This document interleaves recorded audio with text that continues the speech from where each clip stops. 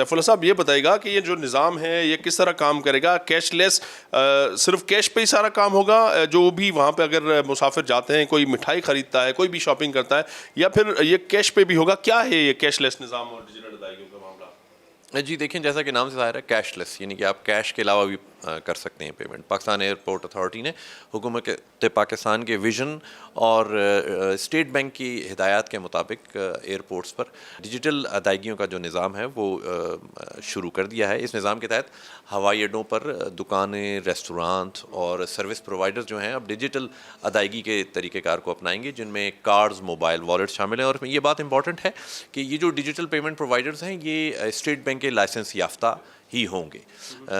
اس کا مقصد of course مسافروں کے لیے سہولت، شفاف لین دین اور جدید مالی نظام کو فروغ دینا ہے۔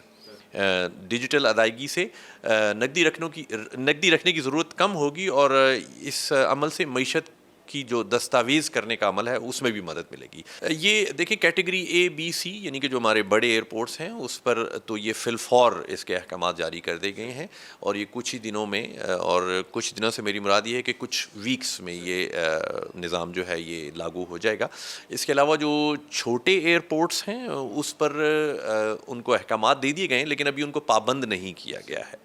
جی، تو یہ تھے ترجمان پاکستان ایئرپورٹ اتھارٹی سیف اللہ خان۔ ان کا کہنا ہے کہ کیش لیس جو ادائیگیوں کا مقصد یہی ہے کہ ایک جو معیشت میں مزید بہتری آئے، امپرومنٹس، اور اس کی ادائیگیاں جو ہے وہ کیش کے تھرو بھی جاری رہیں گی، لیکن جو پرائیورٹی ہوگی ایئرپورٹ اتھارٹی کے تحت جو ہے، اسٹیٹ بینک کی جو ہدایات بھی ہیں اس کے تحت جو ہے وہ کیش لیس جو ہے اس کی پرائیورٹی، لیکن اے، بی، سی ایئرپورٹس ہیں اس کے تحت جو اس حوالے سے بڑا فیصلہ کیا گیا ہے۔ ترجمان سیف اللہ خان سنوں سے گفتگو کر رہے تھے۔ جی